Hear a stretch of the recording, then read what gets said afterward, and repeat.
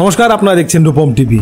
আরজিকর কাণ্ড আর যেটা নিয়ে তোলপাড় বাংলার রাজনীতি। প্রতিবাদ করতে যে শুধু বিরোধীরা নেমেছে তা কিন্তু নয়, তৃণমূলের অনেক নেতাকর্মী কিন্তু এবার প্রতিবাদ করছে, কারণ প্রতিবাদ করার মতোই ঘটনা ঘটেছে। সুখেন্দু শেখর রায়, শান্তনু সেনরা কিন্তু সরাসরি প্রতিবাদ জানাচ্ছে, মিমিরাও কিন্তু প্রতিবাদ জানাচ্ছে। প্রতিবাদ জানাতে ভোলেনি সৌরভ গাঙ্গুলি, প্রতিবাদ জানাতে ভোলেনি সঙ্গীত শিল্পীরাও, অরিজিৎ সিং পর্যন্ত প্রতিবাদ জানাচ্ছে। তো এরকম একটা অবস্থায় মমতা বন্দ্যোপাধ্যায় কিন্তু পুরোপুরি প্রতিবাদীদের গলা দাবাতে চাইছে। পুলিশ যথাসাধ্য চেষ্টা করছে গলা দাবাতে, সিবিআই নেমেছে, সিবিআই যাচ শুরু করে দিয়েছে, সিআইএসএফ নামবে এবার বাংলায়। সবই ঠিক আছে, কিন্তু মমতা বন্দ্যোপাধ্যায় তবুও এই ঘটনার বিপক্ষে রয়েছে, প্রতিবাদীদের বিপক্ষে রয়েছে।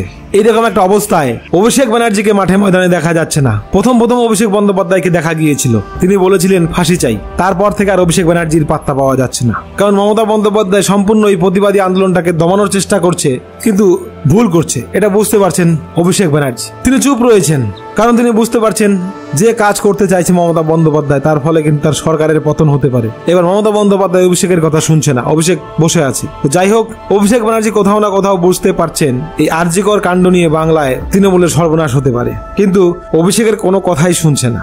যাই হোক, এই মুহূর্তে অভিষেক ব্যানার্জি, শান্তনু সেন, সুখেন্দু শেখর রায়রা কিন্তু অন্য লাইনে দাঁড়িয়ে আছে, মমতা অন্য লাইনে। কিন্তু যে লাইনে নিয়ে মমতা বন্দ্যোপাধ্যায় কিন্তু খারাপ লাইনটা নিয়েছে, আর সে বিষয়ে অভিষেক ব্যানার্জি সামনে এসে কিছু বলতে পারছে না। এবার হয়তো ঘরে বাইরে অভিষেকের সঙ্গে দ্বন্দ্ব চলছে।